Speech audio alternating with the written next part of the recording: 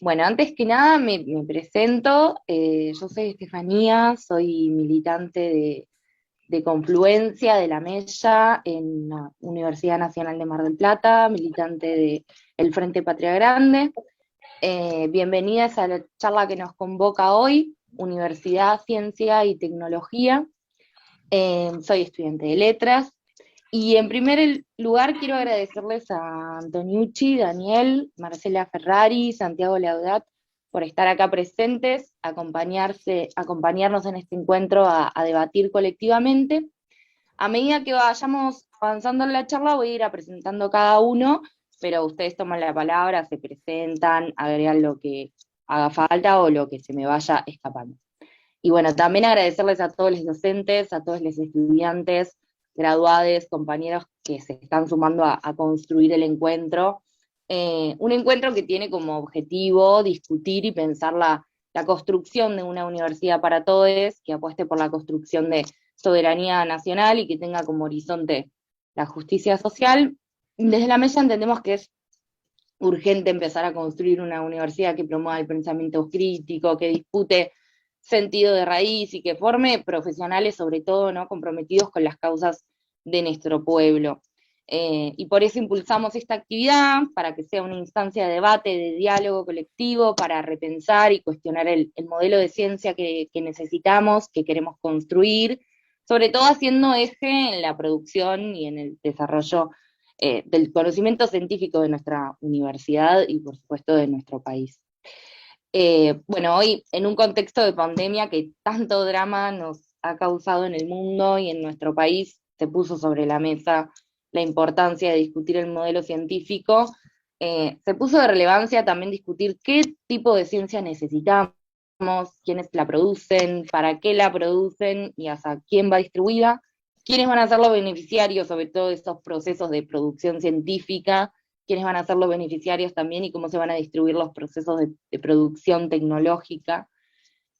La pandemia nos puso sobre la mesa qué tipo de ciencia queremos y cómo están distribuidos los avances tecnológicos, que suele ser de forma muy desigual, y eso es algo que debemos criticar y debemos empezar a proponer alternativas. Bueno, y después quería aclarar un dato no menor para todos aquellos estudiantes, graduados y docentes, nos encontramos frente a un escenario electoral en nuestra universidad, panorama que también nos invita a seguir debatiendo la orientación y el modelo de universidad que queremos y que necesitamos, un camino que entendemos que debe darse en comunidad, de forma colectiva y con la participación activa de cada uno de nosotros.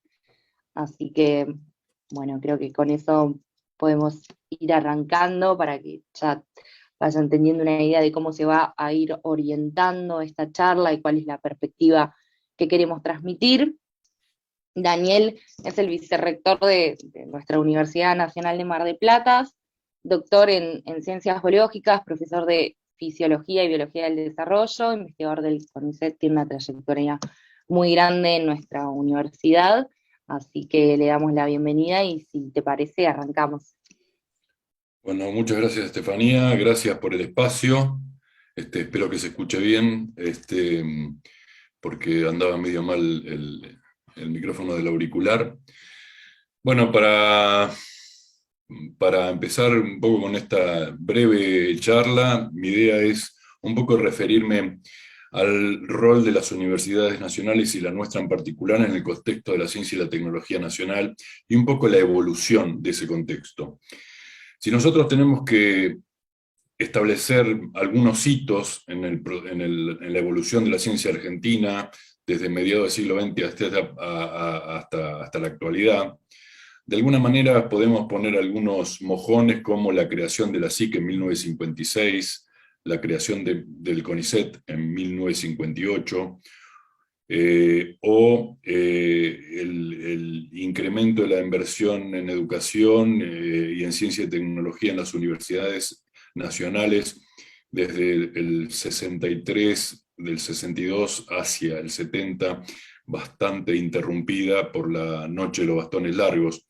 Esa creación de la SIC, del CONICET, en realidad no tenía que ver con una política nacional de ciencia y tecnología, sino más bien con la iniciativa de un conjunto de investigadores que pertenecía a determinada clase social y no tenían una inserción popular, sino que generalmente estaban vinculados con familias, en general, estoy generalizando, en familias de clase media alta, con determinados recursos financieros y casi como una filantropía y una vocación a la ciencia, sostenida generalmente por otros recursos que no eran del Estado.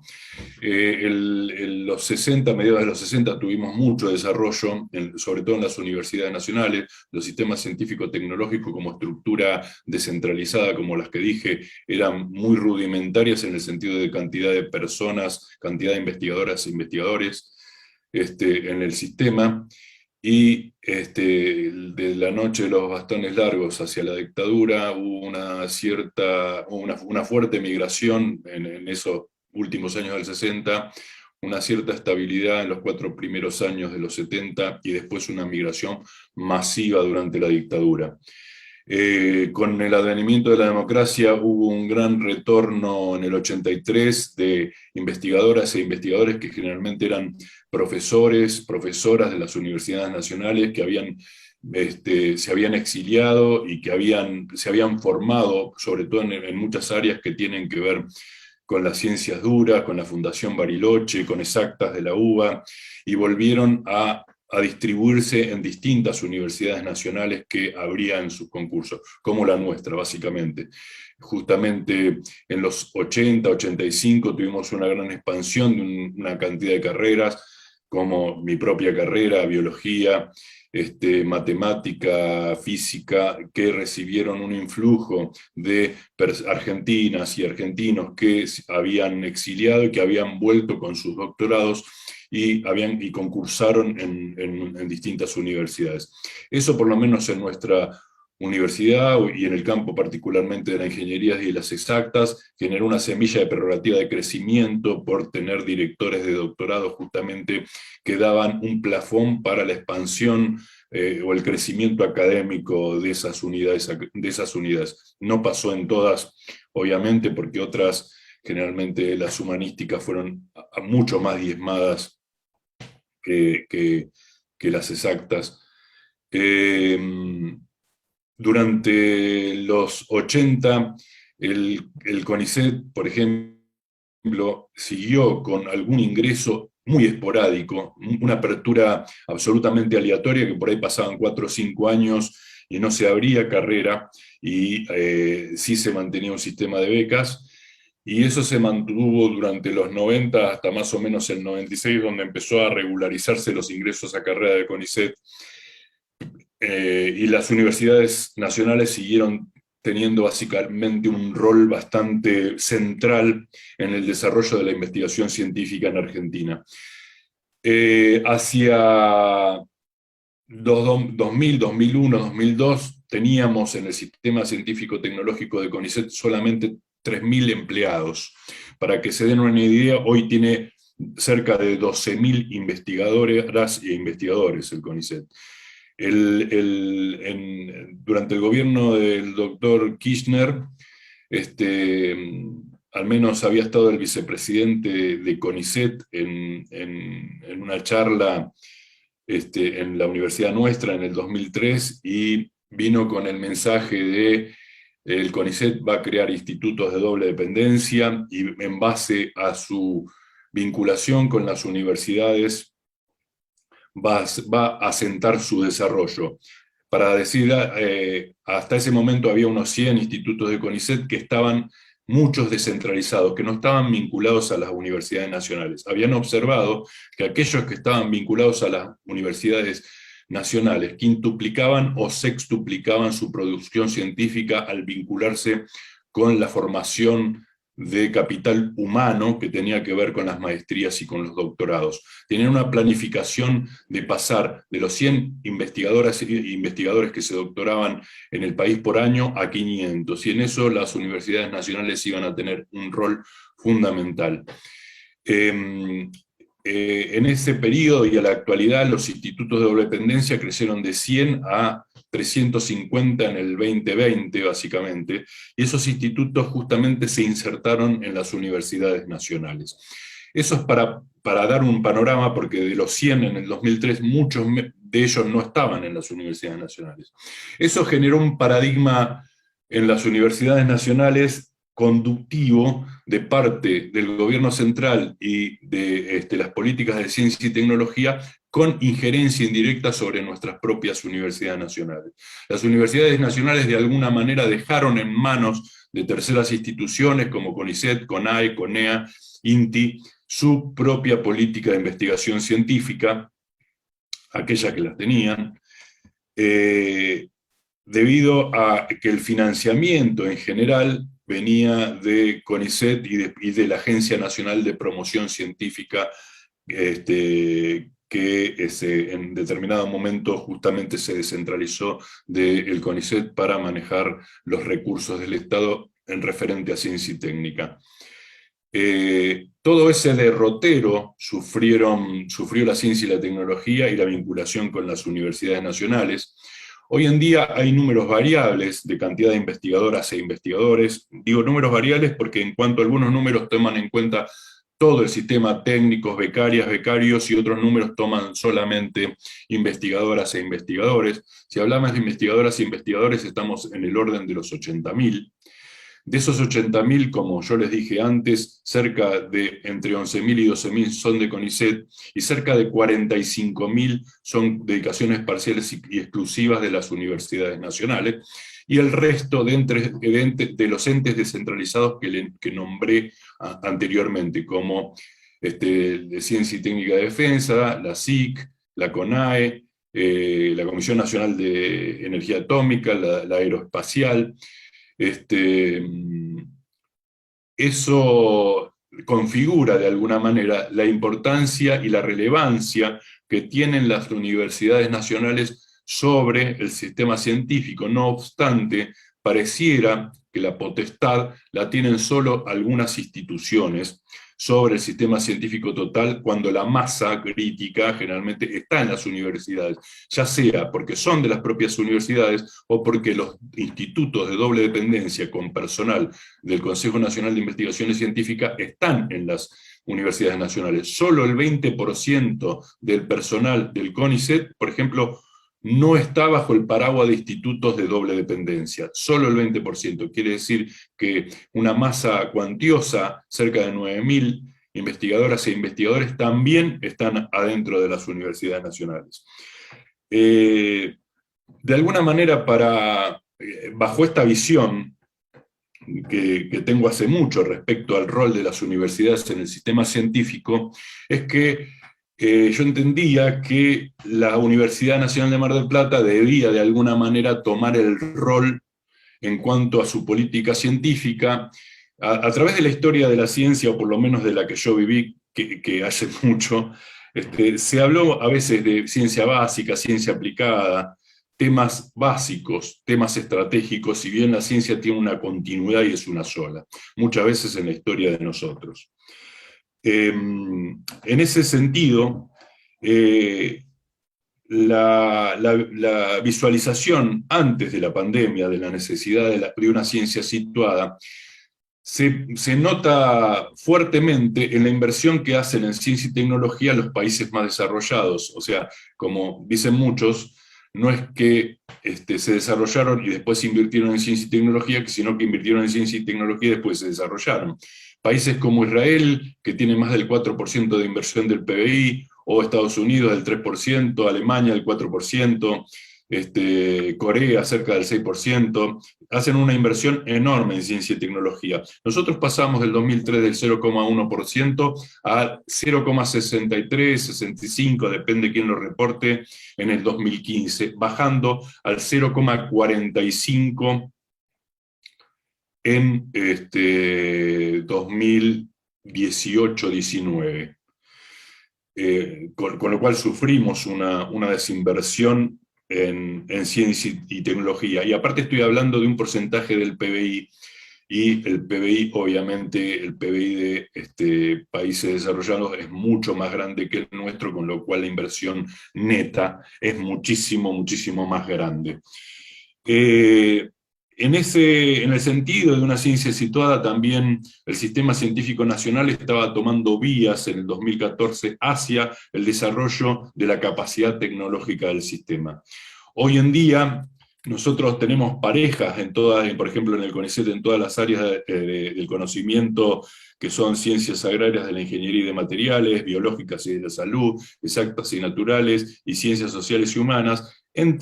Varía, la media es más cerca de los 2.500, y ciencias biológicas y de la salud de los 3.200. Los números no están muy lejos, pero de la tecnología solamente 312.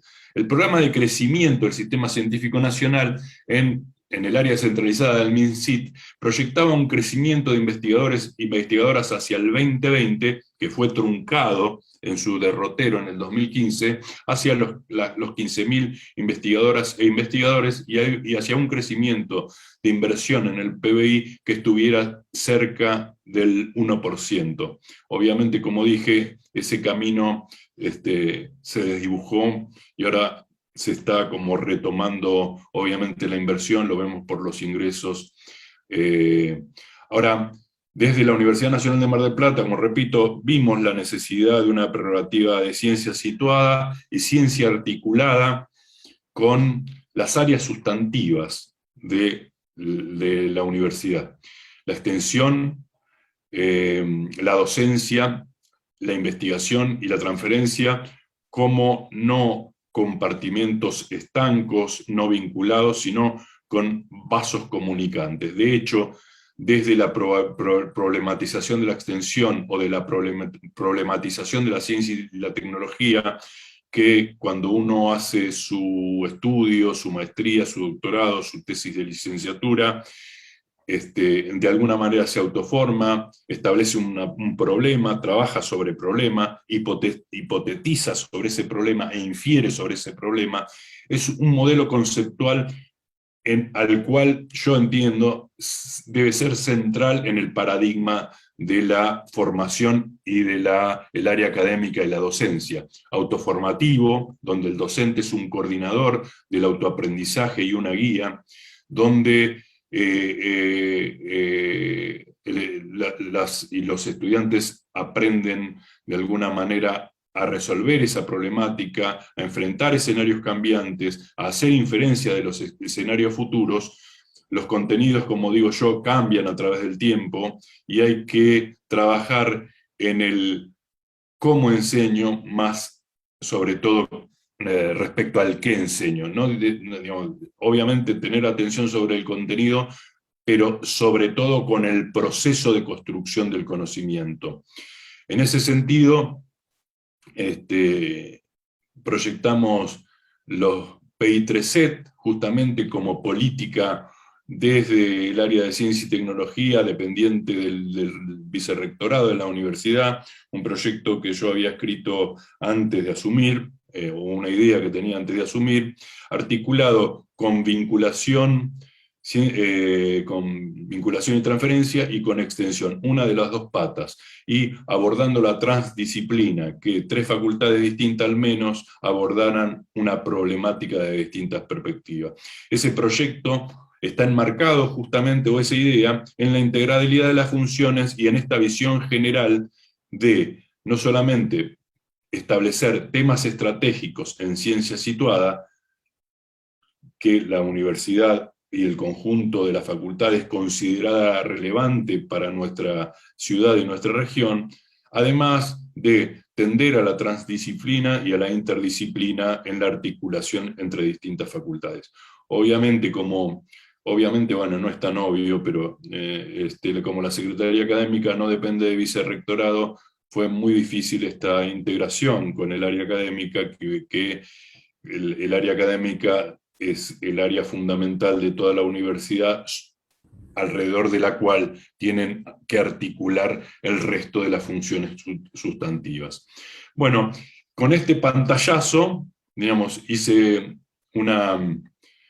una pintura de un poco de la historia y la evolución del sistema científico, el rol de las universidades nacionales en el sistema científico, la inversión en cómo está en partes las universidades nacionales están cerca del, a ver, estoy buscando los números porque no me los acuerdo bien, acá lo tengo, del 23% de la inversión de ese PBI que yo nombré, los organismos públicos de ciencia cerca del 40%, porque una cosa, digamos, una cosa es el personal y otra cosa es la inversión que tiene que ver con los subsidios, las becarias y becarios, etcétera, etcétera. La empresa pasó del 17% al 30%, y las universidades privadas solamente aportan el 1,4%. O sea, las patas del sistema científico-tecnológico son los entes descentralizados de ciencia y tecnología y las universidades nacionales. Bueno, espero que haya sido claro en esta pintura acerca del sistema científico, y cualquier consulta, cualquier duda, aquí estoy. Súper claro, Daniel. Gracias por contarnos todo lo que nos fuiste caracterizando, y qué importante también con todo esto del crecimiento truncado y cómo se dieron los vaivenes de crecimiento en ciencia, tiene que ver con un acompañamiento de esas políticas, ¿no? que se dirijan, y que el modelo de país que queremos va sumamente ligado. Bueno, le voy a dar la bienvenida a Marcela, la voy a presentar. Ella es directora del Instituto de Humanidades y Ciencias Sociales de CONICET, es directora historiadora, doctorada por la Facultad de Estudios Superiores, magíster, profesora titular del área de Argentina del Departamento de Historia de la Facultad de Humanidades, e investigadora principal del CONICET, especializada en historia política reciente sobre partidos políticos, cuestiones electorales y trayectorias políticas. Bienvenida. Entonces, que les agradecía la invitación a Confluencia, la Melle Patria Grande, por haberme invitado a participar en este panel sobre Universidad, Ciencia y Tecnología. La verdad que es un tema que me apasiona, si bien no soy especialista, pero me parece muy interesante el momento, la coyuntura para pensarlo, no solamente por la coyuntura electoral en la que estamos, sino también porque se está discutiendo el plan de ciencia y tecnología en estos momentos. Así que un poco la idea que voy a tratar de desplegar es aproximarme a un tema que es enorme en pocos minutos, pensándolo justamente a la luz de la conformación de este sistema científico nacional que Daniel dejó bien establecido, ¿no? Que tiene dos patas centrales, que son el CONICET y las universidades, es decir, MINCIT y Ministerio de Educación en este momento, pensándolo a la luz de la conformación de las instituciones y los actores del sistema científico. Luego quiero referirme rápidamente al plan de ciencia y tecnología, algunos de los objetivos que se encuentran en elaboración a nivel nacional, considerar algunos vectores en los que se fundamenta y ver cuáles son los desafíos a los que se enfrenta la comunidad científica, tomando ejemplos situados principalmente en Mar del Plata. Hace algunos años yo, para referirme al sistema científico, tomaba la noción de un espacio ecológico de Federico Bassem, que dice que es un espacio donde conviven instituciones de distinto tipo, con diferentes funciones, creadas en momentos históricos distintos, y que desarrollan actividades de promoción de las actividades de investigación y desarrollo en función de sus misiones específicas. Hoy ese ecosistema se traduce en una política que está en manos de diferentes instituciones. Si bien la política científica es regulada por el MINCIT, que recordarán fue creado en diciembre de 2007, reducido a secretaría por el gobierno de Macri y vuelto a poner en funcionamiento por el actual gobierno nacional, bajo la conducción de Roberto Salvarezza, quien es investigador superior del CONICET y fue su presidente entre 2012 y 2015, y que se desempeña como investigador en el área de nanotecnología y nanociencia. De ese ministerio depende el CONICET, que es el principal organismo dedicado a la promoción y la ciencia de la tecnología en la Argentina, organismo descentralizado de las universidades, en el cual se desempeñan, como decía Daniel, más de 12.000 investigadores, más de 10.000 becarios, 2.700 técnicos, etc. También del MINCIT depende la Agencia Nacional de Promoción de la Investigación y el Desarrollo Tecnológico e Innovación, la agencia para todos nosotros, un organismo nacional descentralizado con autarquía administrativa y funcional, cuyo objetivo es promover la investigación científica, la generación de conocimiento y la innovación productiva en Argentina para mejorar su perfil productivo y la calidad de vida de la población. A su vez, el MINCIT articula el COFECIT, que es el Consejo Federal de Ciencia y Tecnología, presidido por el titular del MINCIT, y que está integrado por las máximas autoridades de las provincias y la Ciudad Autónoma de Buenos Aires. El objetivo del COFECIT es la elaboración, asesoramiento y articulación estratégica de políticas y prioridades nacionales y regionales que promueven el desarrollo armónico de las actividades científicas, tecnológicas e innovadoras en el país. Si tomamos la provincia de Buenos Aires, el organismo descentralizado que está representado en el COFECIT es la SIC, la Comisión de Investigaciones Científicas, que reúne a 249 investigadores, prácticamente otro tanto número de personal de apoyo, unos 180 becarios, y que tiene como objetivo capacitar profesionales y desarrollar investigación científica y tecnológica para generar conocimiento y soluciones concretas para los y las bonaerenses. Junto con esas dependencias del Ministerio, del MINCIT, existe otro gran generador de la investigación, como Daniel bien decía, que es el Ministerio de Educación a través de las universidades. El Ministerio formula las políticas universitarias nacionales para lograr una educación superior de excelencia, articulada y comprometida con la justicia social y los desafíos del desarrollo económico productivo local, regional y nacional. Al menos este es el objetivo actual del Ministerio, que está liderado por Trota. Para cumplir la función de investigación, las universidades tienen organizadas sus secretarías de ciencia y técnica y las dedicaciones a la investigación que financian esta actividad, que se revierte en una mejor calidad de la enseñanza que imparten. Como vemos, las universidades, lejos de ser espacios de conservación y reproducción del saber, estimulan la investigación en unión con la práctica docente en un marco de autonomía. En los años 90, 1990, paradójicamente, el gobierno de carácter liberal puso en marcha un instrumento de regulación de la política universitaria, que es la Secretaría de Políticas Universitarias. Creó el tan criticado régimen de incentivos para promover la investigación entre profesores universitarios, con lo cual se incrementó notablemente el número de investigadores, y además, en materia de investigación, se procuró coordinar y regular la actividad de los sectores público y privado, del que vimos la poca participación que tiene en esta provisión de la masa de recursos para la investigación. Se creó la CONEAU, se estimuló la formación de posgrados, con fuerte financiación de un fondo para el mejoramiento académico que provino de capitales de la deuda externa. Entonces, este conjunto de medidas que de pronto ayudaron a consolidar un sistema de investigación y al mismo tiempo generaron tantas críticas, mereció tantas críticas, con todo contribuyó al desarrollo de grupos, centros e institutos de investigación donde los docentes e investigadores comenzaron a radicar sus proyectos.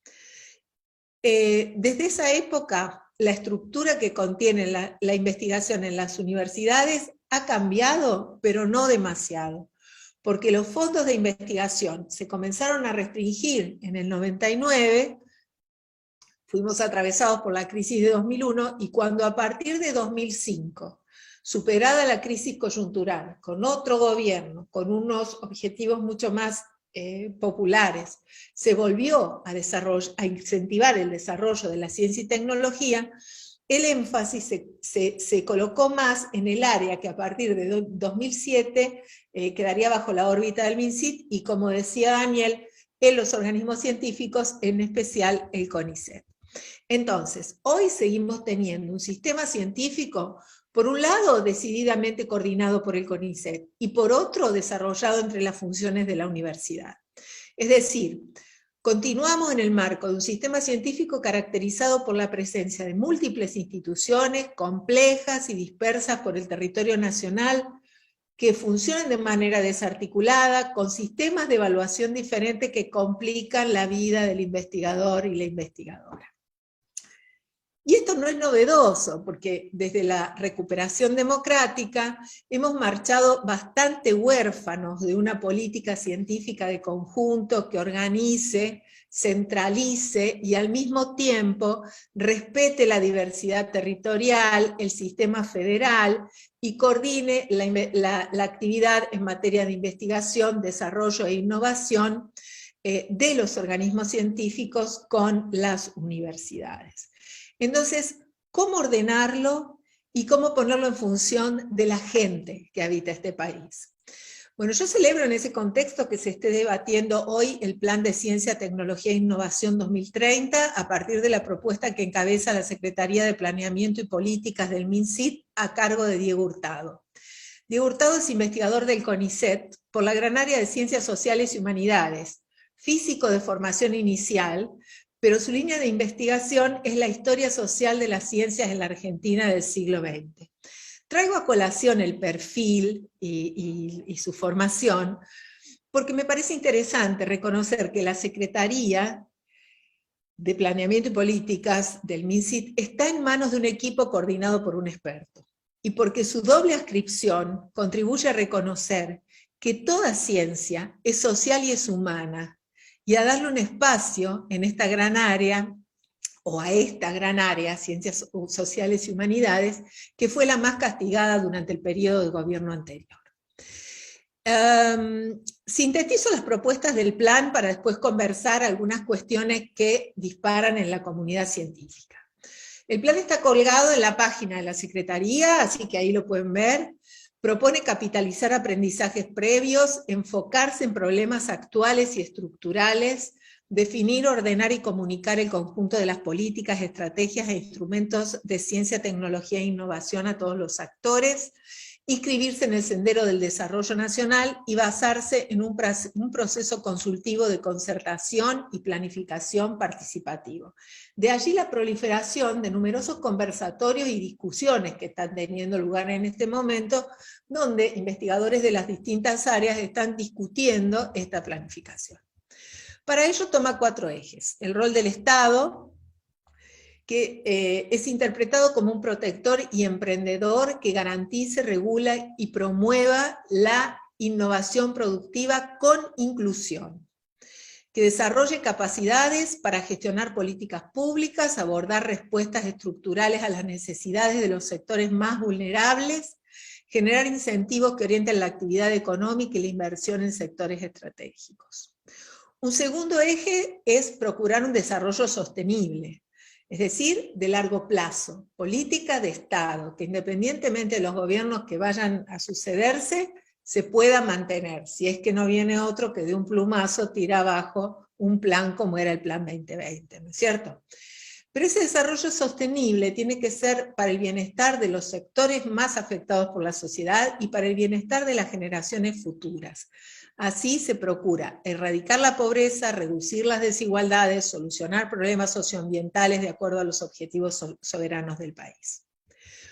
Un tercer objetivo es un cambio estructural que apunte a la transformación de la matriz productiva.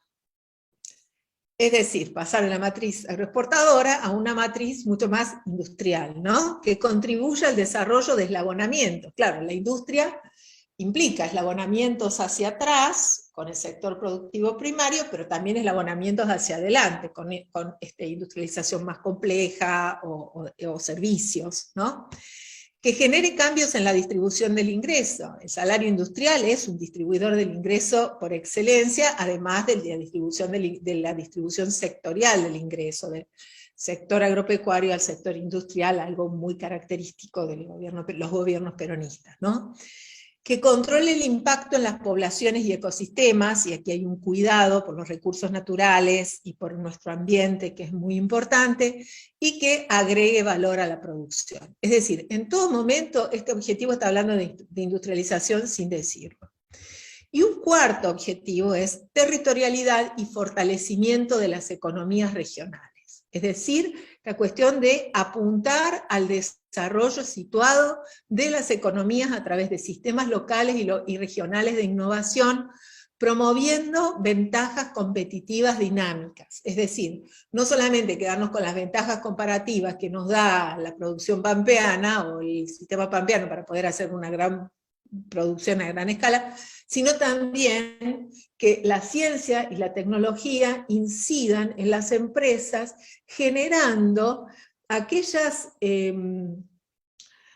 cuestiones que les permitan sobresalir a las empresas y tener una posición competitiva en el mercado para especializarse en áreas o sectores con posibilidades de inserción nacional, latinoamericana y regional. Como ustedes ven, todo, o sea, ¿qué me queda a mí de esto? Bueno, muy puesta la ciencia a servicio del desarrollo, una ciencia muy, que es una sola, que no es básica y aplicada, pero que sí contribuye a un crecimiento y a un proyecto de país. Entonces, a partir de esto, me parece, saco esta conclusión, además de que es una política pensada para el largo plazo, que supera la carencia, la orfandad de una política científica que teníamos en la Argentina. Me muestra un Estado Nacional preocupado por dotar al país de una política científica que esté al servicio de los sectores más vulnerables y de una transformación del país, que no es novedoso, ¿no? Porque de algún modo esto fue anticipado por la ley de presupuesto que eleva progresivamente la partida asignada a ciencia y técnica hasta alcanzar el 1% en 2032. Es un momento, también concluyo, en que el Estado se erige como garante de las políticas científicas en función de las necesidades sociales del país y de un desarrollo sostenible, atendiendo a necesidades específicas, que no son las mismas ni territorial ni sectorialmente, y que entre los sectores destinatarios priorizan a los sectores vulnerables. Entonces, ¿cómo nos posicionamos, o cómo se me ocurre a mí, ¿no?, que nos posicionamos ante el escenario que se abre? Yo la verdad que no veo otro modo de llevarlo a cabo sino a través de proyectos transdisciplinares, que conjuguen conocimientos rompiendo el paradigma positivista. No le quito importancia a las disciplinas específicas, de hecho defiendo la disciplinariedad, soy historiadora, defiendo la disciplinariedad, pero me parece que tenemos que imbricarnos en nuestros conocimientos. Se nos está planteando la necesidad y la importancia de la vinculación entre ciencia y sociedad. Y ante ellos habrá que funcionar articuladamente para solucionar problemas de la población, estructurales y coyunturales, como decía el plan. Y la verdad que la pandemia nos puso al desnudo frente a esto, porque nos permitió desplegar nuestros conocimientos y técnicas, y también la capacidad adaptativa de nuestros muy buenos recursos formados y en formación, combinándola con comportamientos solidarios.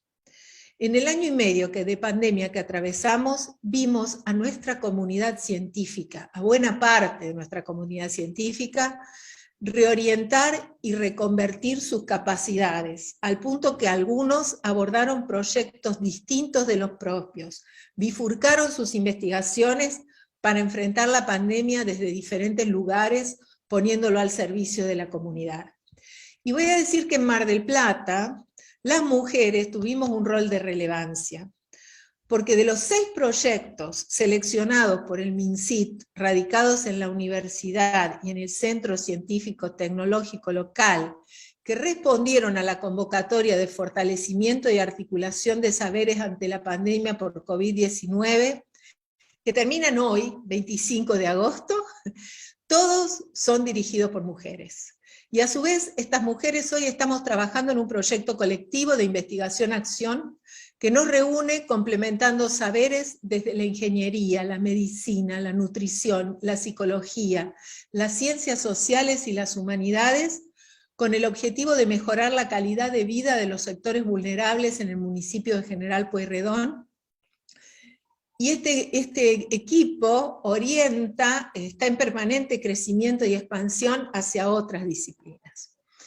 Otro ejemplo de felices coincidencias que se dio a nivel de unidades académicas e institutos de investigación es el proyecto de divulgación pública de la ciencia en torno al cambio socioambiental visto desde Mar del Plata, que fue impulsado por la Red de Estudios Ambientales Bonaerenses, nutrida principalmente por biólogos, ¿no?, que tiene su sede en el CCT local, pero del que participamos investigadores de distintas unidades académicas y disciplinas diversas, como biología, geografía, ingeniería, arqueología, historia, letras, turismo, entre otros.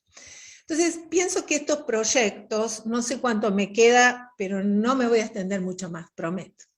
Estos proyectos se inscriben saludablemente en la línea de ese plan de ciencia y técnica que se encuentra en discusión.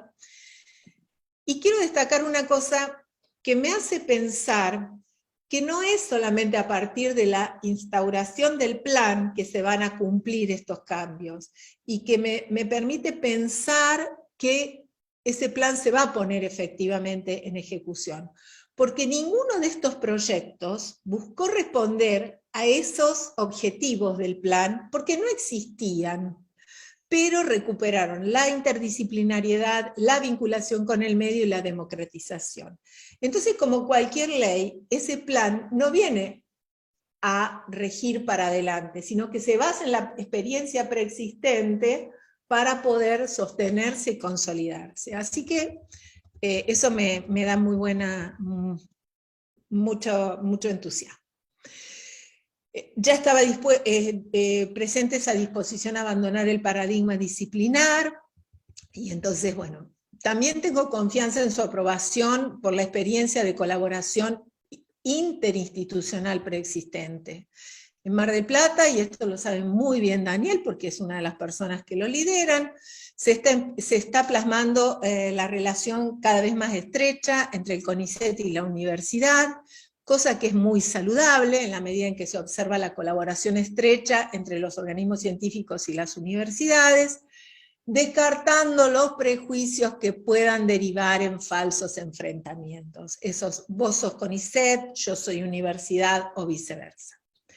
Las unidades ejecutoras de doble dependencia son un espacio de convivencia entre científicos que pertenecen a los dos ámbitos.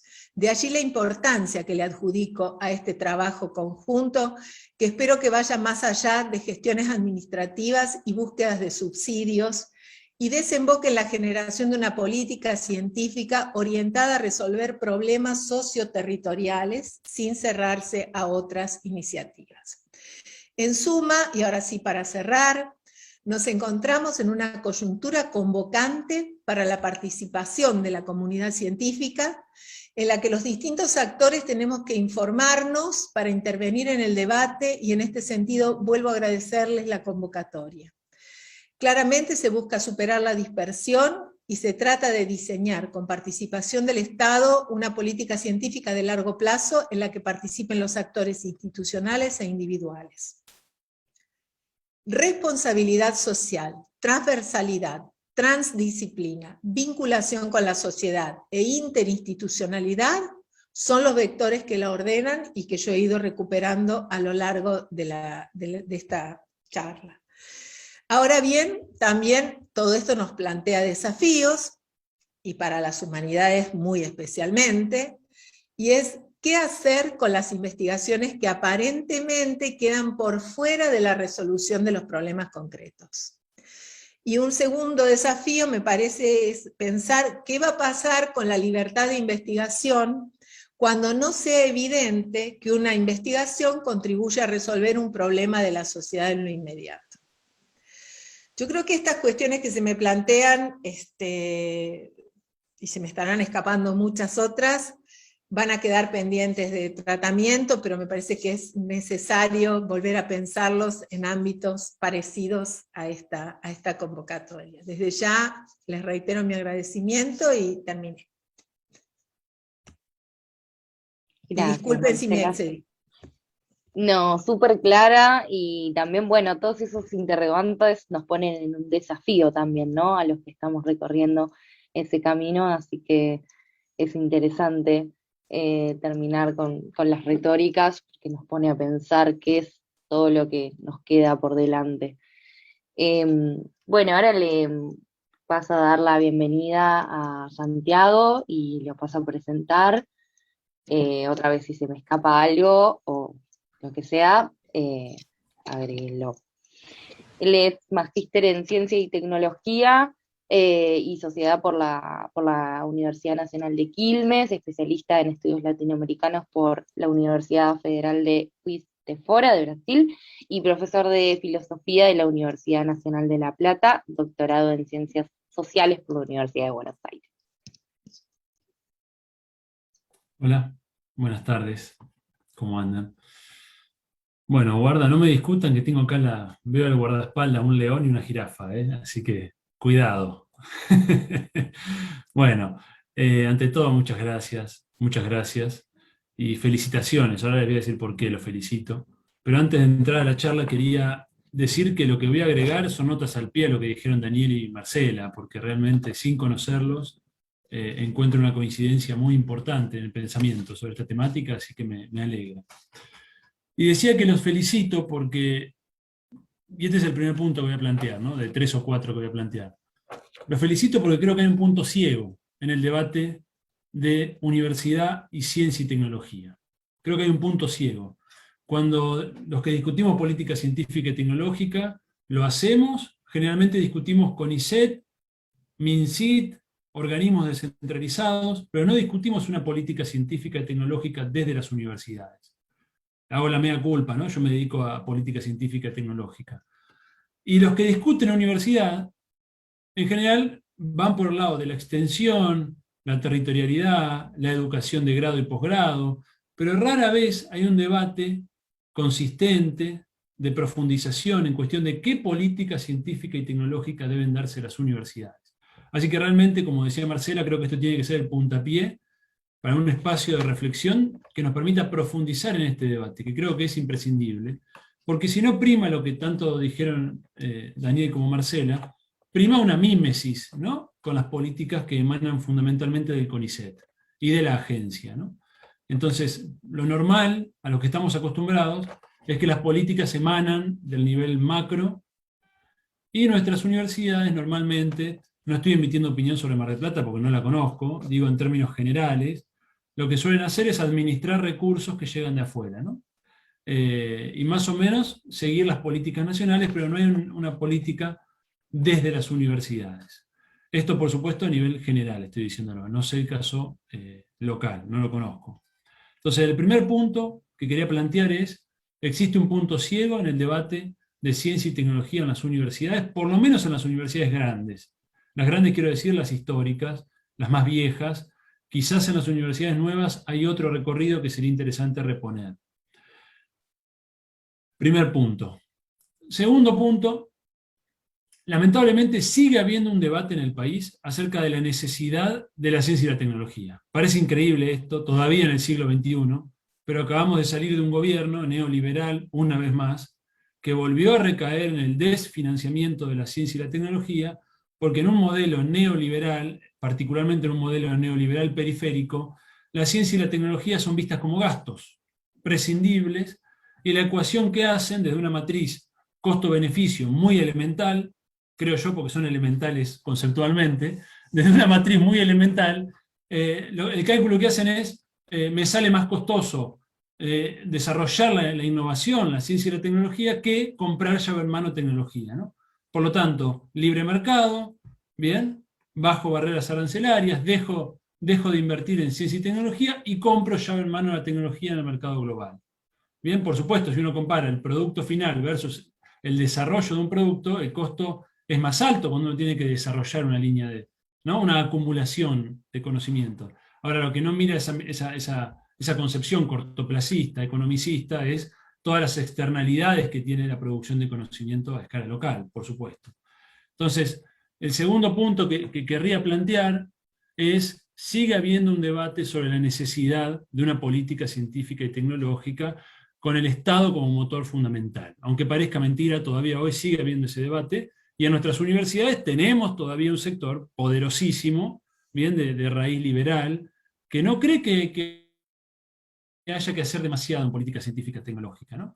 Y que en el ámbito de la universidad tiene una mirada todavía hoy fuertemente profesionalista, ¿no? Profesionalista en el sentido de la impronta de la universidad. La función de la universidad es fundamentalmente impartir educación superior.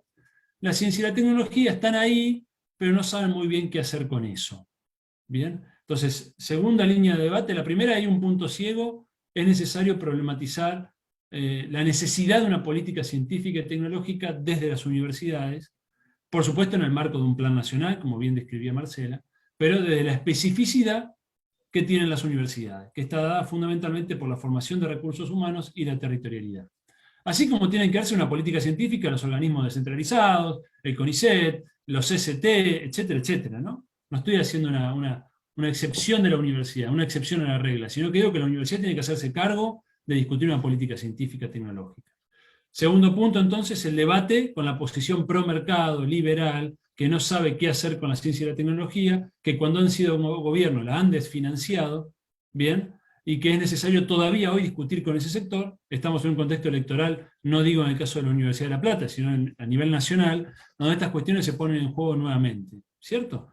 De hecho, en la oposición al gobierno aparecen científicos, en el primer plano en la oposición, sin hacerse cargo del desastre que hicieron en ciencia y tecnología a nivel nacional, ¿no? Entonces, creo que hay un segundo debate ahí fundamental. Tercer debate. Dentro del campo nacional, popular, progresista, si ustedes quieren llamarlo así, yo creo que hoy que existe un consenso acerca de la importancia de la ciencia y la tecnología. No está en debate. Es decir, ese debate está en el otro campo. En el campo nacional, popular, progresista, no existe un debate sobre la importancia de la ciencia y la tecnología. Eso está saldado. La ciencia y la tecnología es importante. Ese es el consenso. Si ustedes quieren, el mínimo común denominador. Ahora veamos las divergencias a partir de ese consenso. Es decir, cómo concebimos el papel de la ciencia y la tecnología. Dentro de este marco de acuerdo, quiero ser claro, hay un consenso sobre la importancia de la ciencia y la tecnología, que debe ser producto de la inversión y el esfuerzo del Estado, hasta ahí estamos de acuerdo, el Estado tiene un papel central en esta concepción. Pero luego aparecen una serie de, si ustedes quieren, distintos caminos a recorrer. Por un lado, creo que hay una postura que en las universidades tiene peso, y a nivel social ha ido adquiriendo peso, que es una postura que podemos denominar progresista modernizadora, que entiende que la ciencia y la tecnología está bien como símbolo de modernización, pero no sabe muy bien para qué. Si está bien la ciencia y la tecnología, hasta ahí llegamos. Es parte de la modernización cultural, hasta ahí llegamos. Si aparece escindido de la problemática del desarrollo. ¿Bien? Va a estar de acuerdo en la inversión en las universidades, en la inversión pública, en ciencia y tecnología, pero no se atreve a discutir el para qué de todo esto. Hay una mirada, si ustedes quieren, muy, muy culturalista, ¿no? Después hay una postura que podríamos denominar neo-keynesiana, ¿no? Que es muy, muy fuerte, por supuesto, en el campo nacional popular, tiene que ver con la historia del desarrollismo, del neodesarrollismo, donde ya aparece una vinculación más directa de la inversión en ciencia y tecnología en relación al desarrollo. Bien, fíjense que hace un rato decía, la posición pro mercado plantea ciencia y tecnología como gasto. Acá aparece ya la idea de inversión, ¿cierto? La ciencia y tecnología como inversión. Pero en la mirada keynesiana, neo-keynesiana, aparece como variable agregada. Es decir, hay que invertir en ciencia y tecnología. Si inyectan recursos en ciencia y tecnología, parte de esto creo que fue la mirada dominante en el periodo anterior, creo que esto fue parte de la mirada dominante en ese periodo, inyectemos recursos en ciencia y tecnología, que esto de alguna manera redunda en desarrollo. Yo creo que el paradigma keynesiano suele tener una mirada ofertista en el sentido de financiemos ciencia y tecnología, y esto, la oferta de conocimiento, va a generar una especie de efecto derrame, efecto dominó en términos del desarrollo, pero no sabe tampoco muy bien qué hacer en términos de política científica y tecnológica. Yo creo que esto fue un poco el síntoma de la primera etapa de la gestión Barañao, hasta que aparece Roberto Salvarezza en CONICET, que ya trae otra mirada, ¿no? trae otra mirada. Pero esto era muy característico de esa mirada, si ustedes quieren, de ese MinSit. Mucho recurso, ¿bien? Mucho recurso que se distribuía más o menos horizontalmente, pero no se sabía muy bien qué hacer con eso. Una mirada en parte positivista de la ciencia, donde la ciencia aparecía como neutral, ¿bien? Y a lo sumo, en el último tiempo, apareció dentro del paradigma keynesiano la idea de la orientación por misión, ¿cierto? Lo habrán escuchado, ¿bien? Influenciado por la obra de Mazzucato, que aparece como algo novedoso, cuando ya está todo dicho esto en el pensamiento latinoamericano hace 50 años, pero bueno, Mazzucato lo dice, es europea, en buena hora incorporamos la idea de orientación por misión. Fíjense que es todavía la matriz keynesiana, ¿no? La gran misión nacional, que orienta el desarrollo del sector nuclear, sector satelital, ¿sí? Esa idea keynesiana. ¿Bien? Luego tenemos una tercera posición, que es la posición schumpeteriana, o neo-schumpeteriana, innovacionista, neovinculacionista, se ha llamado de diferentes maneras, que tiene una mayor problematización sobre política científica y tecnológica, sin dudas, tiene un arsenal de herramientas teóricas, metodológicas, para discutir la política científica y tecnológica. Yo creo que en buena medida terminó siendo complementario del neo-keynesianismo, en el enfoque neodesarrollista. El viernes me tocó compartir una charla con Diego Hurtado y con Enrique Martínez, y ahí comentaba que el neodesarrollismo podemos sintetizarlo como neo-keynesianos en la macro, neo-schumpeterianos en la micro, ¿no? Es decir, el neo-schumpeteriano le aportó al neo-keynesiano lo que no tenía en política científica, un arsenal de instrumentos. Y ese arsenal de instrumentos se volvieron lenguaje común en las universidades. Ante la carencia de una discusión propia en política científica y tecnológica, adoptamos el arsenal neo-schumpeteriano. Y empezaron a aparecer palabras como emprendedorismo, innovación, unidades de vinculación, toda una jerga incorporada por el universo schumpeteriano a las universidades, y que en general se adoptó, creo yo, salvo excepciones, sin modificar la matriz ofertista de las universidades. Bien. ¿Cuál es el planteo schumpeteriano para quienes no lo conocen? La tarea fundamental de la inversión pública en ciencia y tecnología es fomentar procesos de innovación, entendidos como incorporar conocimiento a las cadenas de valor. Bien, la incorporación de conocimiento agrega valor a esas cadenas, y esa agregación de valor implica mayor competitividad, generación del empleo, un efecto derrame, una vez más, pero en este caso producto de la innovación. Es decir, la llave al desarrollo, en la mirada innovacionista, pasa a ser la innovación. La innovación pasa a ser la palabra de toque, ¿no? Y se agrega a ciencia y tecnología, a esos gemelos que venían caminando hace mucho tiempo, un hermano ahí bastardo que apareció a última hora, innovación. Ciencia, tecnología e innovación. Como concepto incorporado de la matriz schumpeteriana, aunque el pensamiento latinoamericano ya tenía también reflexión sobre la innovación en la obra de Sábato, ¿cierto? Yo creo que estas dos miradas, keynesianas y schumpeterianas, son las dominantes todavía hoy. Pero creo que está emergiendo una cuarta posición, siempre dentro del campo nacional popular progresista. Esto ya lo quiero hacer claro. Está emergiendo una cuarta posición que creo que tiene que ver con mucho de lo que expresaron Marcela y Daniel, que creo que tiene que ver con una reflexión sobre los límites de la etapa anterior, y la resistencia al neoliberalismo entre el 2015 y el 2019, donde hubo un proceso de politización muy fuerte del sector científico-tecnológico. Recuerden las tomas del ministerio, movilizaciones, encuentros federales, encuentros ciencia y universidad. Todo esto provocó algo inédito en el sector científico-tecnológico que no había aparecido durante el gobierno kirchnerista. No había aparecido esa politización del sector científico, pero sí apareció en la resistencia al neoliberalismo, y que creo que tiene que ver mucho con lo que está haciendo el actual ministerio, que ya aclaro mi posición, creo que es una gestión muy buena. Creo que se ven elementos de esta cuarta posición transformadora. No quiero decir que sea la dominante, porque esto requiere una transformación muy profunda de las conciencias, ¿no? Pero creo que hay una transición, o por lo menos un debate muy, muy interesante para el sector. Que no lo ve en otras áreas, por ejemplo. Si uno ve educación, ve salud, no aparece ese debate como sí aparece en ciencia y tecnología. Creo que estamos en un momento, quienes nos dedicamos a esto, muy estimulante porque se están poniendo en discusión muchas concepciones heredadas, ¿no? Digo, en educación uno no ve ese debate, quizás me equivoco, no soy experto en ese área, pero no veo un debate ahí refrescante, digamos. No veo en salud, más allá de las provocaciones de Cristina sobre el sistema integrado y algunas cosas muy interesantes, creo que no hay un movimiento abajo que acompañe eso, como sí lo veo en ciencia y tecnología, donde veo que hay un cambio, ¿no? Como dijo Salvarez en una entrevista que le hicimos hace poco, ¿no? Ahora después la comparto en el chat. Hay un cambio de mentalidad en la relación ciencia, tecnología y sociedad, decía Roberto. Yo creo que algo de eso está pasando. ¿Cómo defino esta posición transformadora, esta cuarta postura? Por un lado, por supuesto, no hace caso omiso de las herramientas e instrumentos keynesianos y schumpeterianos. Esto lo doy por sentado, ¿no? Es decir, la posición transformadora tiene que hacer uso de estos instrumentos en tanto se incorporan en una matriz de transformación, ¿no? Que voy a decir cuál es. Fundamentalmente, la posición transformadora tiene que ver con pensar la ciencia y tecnología como instrumentos de transformación social.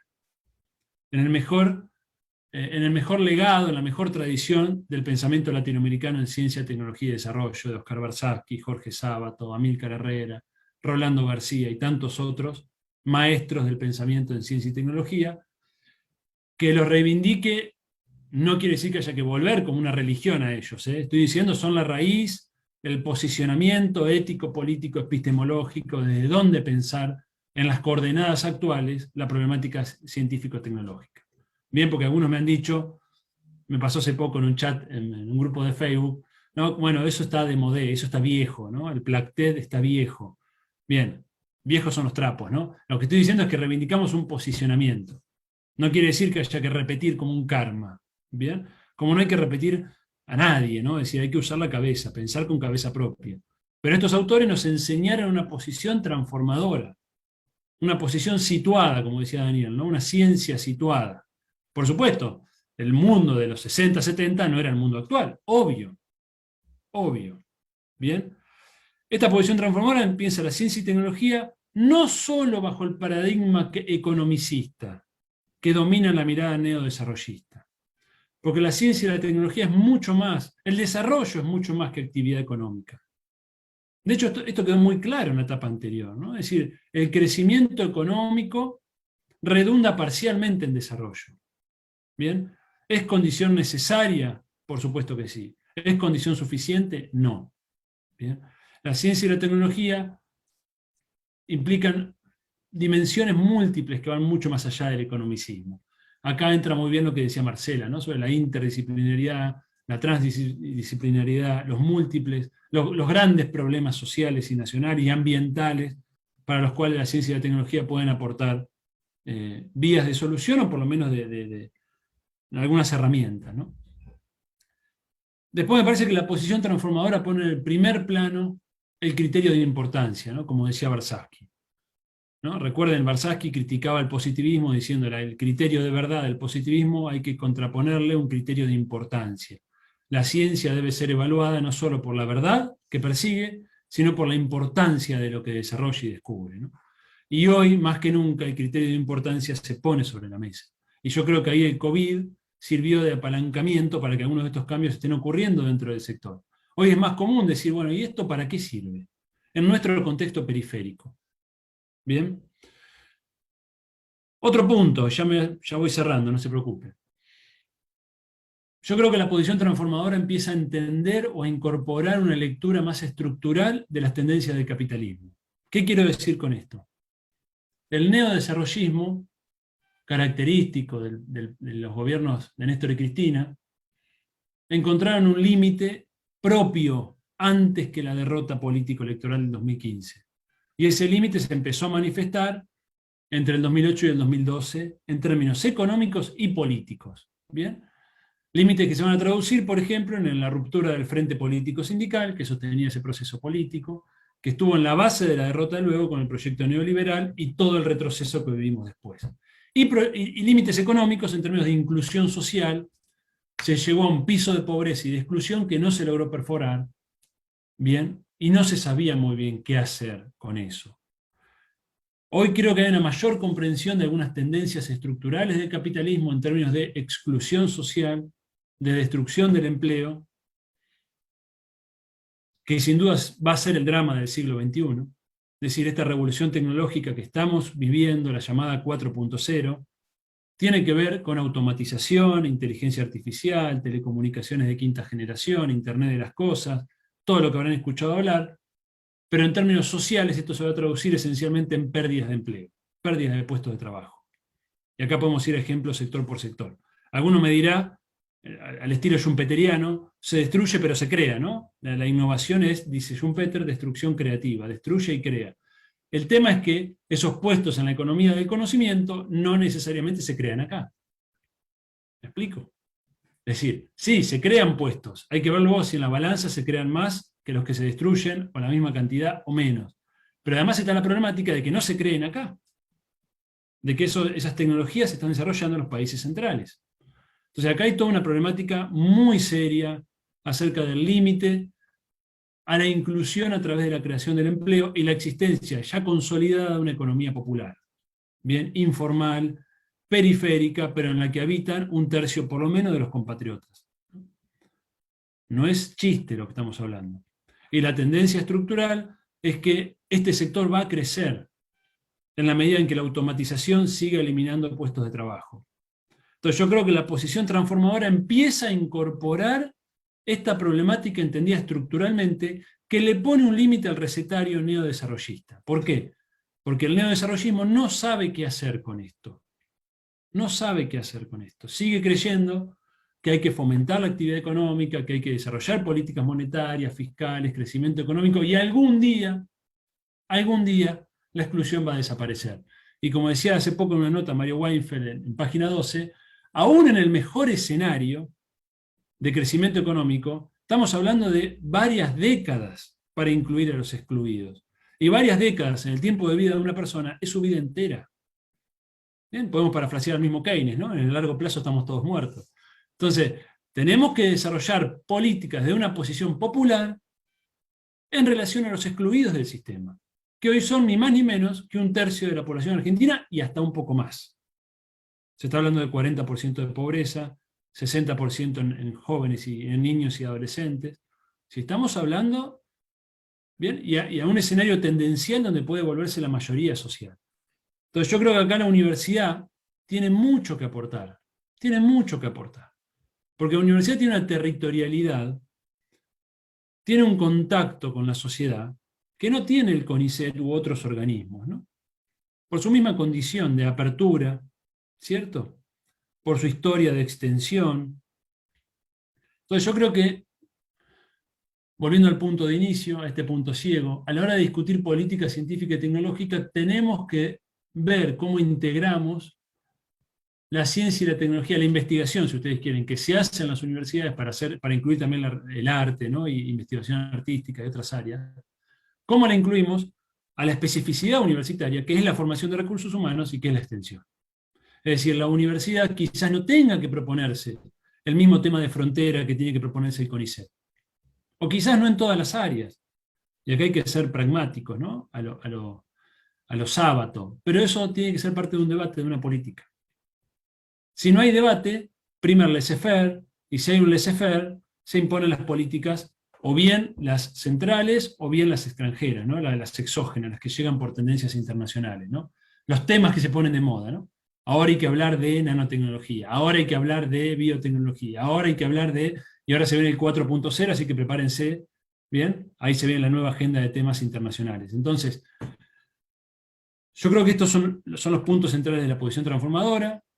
Yo creo que hay un llamado de atención a todos nosotros en el Plan de Desarrollo Humano Integral que desarrolla la Unión de Trabajadores de la Economía Popular, la UTEP, y la CGT, la Confederación General del Trabajo. No hay ni una mención a las universidades. ¿Cómo puede ser esto? Es decir, las organizaciones de trabajadores en nuestro país, no todas, por supuesto, pero un grupo representativo, muy representativo, desarrollan una planificación del desarrollo. Una cosa realmente impresionante. Uno puede discutir el plan. Yo le invito a que lo lean. Por supuesto, hay cosas que uno puede discutir, pero el hecho de que un actor social, no el Estado, si un actor social se proponga discutir una planificación del desarrollo, ante la ausencia del Estado de ese plano de la planificación, me resulta muy, muy interesante. Realmente es una novedad en el debate político argentino. Y en ese plan de desarrollo humano integral no aparecen las universidades, y parcialmente aparece la ciencia y la tecnología. Entonces me parece que ahí tenemos un desafío. Tenemos un desafío, ¿no? ¿Cómo nos vinculamos con actores sociales, con quienes por ideología nos sentimos afines? Aquí somos todos de izquierda, o peronistas, o progresistas. Entonces somos afines a una mentalidad de las organizaciones populares, de los trabajadores. ¿Bien? Entonces, ¿cómo en nuestra vinculación, a la hora de pensar la vinculación universidad-entorno, la pensamos con esas organizaciones, con los sectores populares, con los sectores de trabajadores, y no siempre con las empresas, con las multinacionales, que fue un poco la mirada dominante en el periodo anterior? Hay que hacerse cargo. ¿Bien? Hay que hacerse cargo. Bueno, ahí tiré varias puntas para el debate. Muchas gracias. Súper claro, Santiago, muchas gracias y traste puntas súper interesantes. Creo que de escucharlos a los tres podemos resumir que la importancia, ¿no?, de articular una ciencia y una tecnología con necesidades concretas del pueblo, de construirla de manera situada y interdisciplinar, ¿no?, en línea con el desarrollo de políticas estatales también. Es muy interesante esta última parte de pensar eso, como un plan tan importante que surge de una falta estatal no está tan articulada con, con las universidades, ¿no? Y con actores que son sumamente importantes.